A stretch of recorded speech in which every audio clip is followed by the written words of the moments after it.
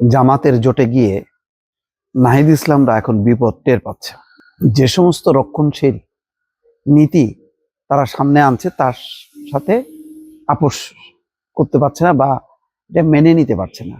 আন্তর্জাতিকভাবে দেশীয়ভাবে তাদের যে একটা গ্রহণযোগ্যতা ছিল, যে তারা মধ্যপন্থার একটা গণতান্ত্রিক রাজনৈতিক দল, সেই জায়গাটা কিন্তু আর থাকছে না।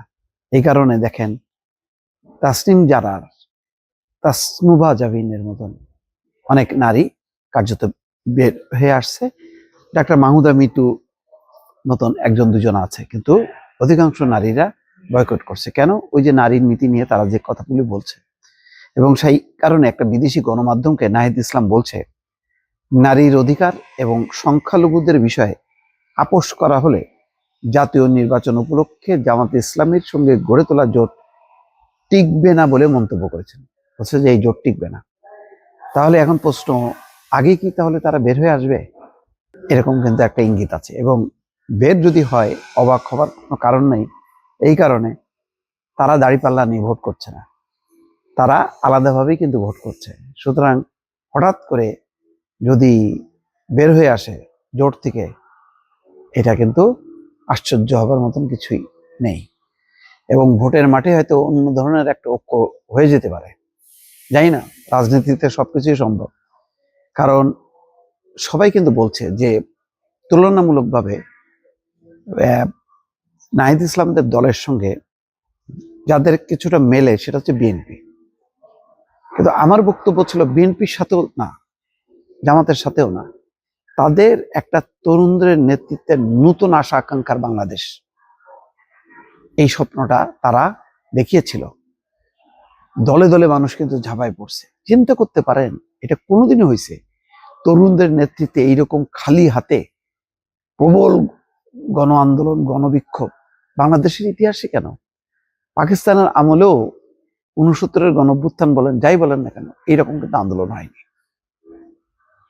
সেই ইতিহাসটা মানে তারা সংগঠিত করার পর যদি রাজনীতি নাও করতো, চুপ করে বসে থাকতো, তারা কিন্তু ইতিহাসে স্মরণ মানে স্বর্ণের অক্ষরে লেখা থাকতো, স্বর্ণাক্ষরে যেটাকে বলা হয়। তাদের ভাবমূর্তিটা এমনই ছিল। কিন্তু হাই কপাল, এই তাদের নামে কেন রাজনৈতিক দল করতে গেল, কেন তাদের একটা অংশ চাঁদাবাজিতে নেমে গেল, তারপরে সবকিছু পরে আরো বিপর্যয় হয়ে গেল জামাতের মধ্যে ঢুকে যাওয়া। জামাতের যেই মানে আদর্শ, তার যে ধারা, এটার সাথে কোনোভাবেই মেলে না। যদি এনসিপির কোনো আদর্শ বা বক্তব্য যদি গুপ্ত না হয়ে থাকে, তাহলে কিন্তু মেলে না। লিবারেল ডেমোক্রেটিক দল একটা ধর্মীয় দল, এবং তাদের হলো কর্তৃত্ব, তাদের প্রাধান্য। দেখছেন না যেভাবে পরিচয় করে দিচ্ছে শফিকুর রহমান, জামাতের আমির। মনে হচ্ছে যেন তারা বিলি বন্টন করে এখানে সাপলা করে হাত তুলতে হবে, শক্ত করে তুলতে হবে, তরুণদের নেতৃত্বে আগামীর বাংলাদেশ, এই সমস্ত কথাবার্তা বলতেছে। কিন্তু পুরো মাঠ জুড়ে সামনে পেছনে সব হচ্ছে জামাতে জামাতে ভরা। সেখানে কোথায় এনসিপি? জামাত কিন্তু বিএনপির মধ্যে থাকলেও কিন্তু তাদের একটা নিজস্ব একটা গার্ডস পার্টস নিয়ে তারা বসতো, এক জায়গায় বসতো, এবং এটা নিয়ে অনেক সংঘর্ষ হয়েছে। কিন্তু এনসিপি কিন্তু সেই প্রভাবটা দেখাতে পারে নাই। ফলে এটা চলতে থাকলে জাতীয় পার্টিরও আগে, জাতীয় পার্টিতেও তাও টিকে টিকে টিম টিম করে জ্বলতেছে, এনসিপির বেশি দিন লাগবে না। তাদের দরকারই ছিল না। কি দরকার ওই নাসিরুদ্দিন পাটোয়ারি, এমপি, সংসদে এমপি হলে মন্ত্রী হবো, দরকার নাই ভাই। প্রেশার গ্রুপ একটা গুরুত্বপূর্ণ বিষয়। সবাই যে আসতো এবং আস্তে আস্তে সেরকম পরিবেশ পরিস্থিতি করে ওই গণ অভ্যুত্থানের মতন একটা নির্বাচনী জোয়ার গড়ে তুলতে পারতো। হয়তো এইবার না হলে নেক্সট বার যে কোনো সময় গড়ে তোলা সম্ভব। কারণ হাসিনার 15 বছরের শাসনের অবসান ঘটাইতে এটা কিন্তু 33 দিন লাগছে।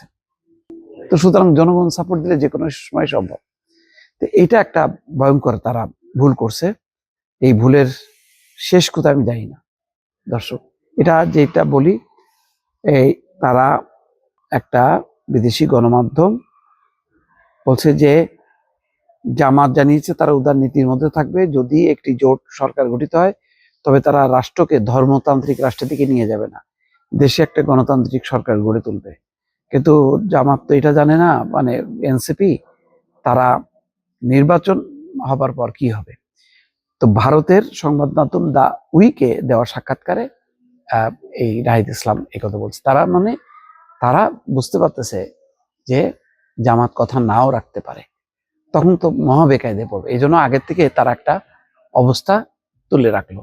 তারা তো বলবে তখন যে আমরা আগেই তো বলছি যে যদি নারী নীতি এবং সংখ্যালঘুদের ব্যাপারে তারা বাড়াবাড়ি করে তাহলে তারা থাকবে না এই জোটে।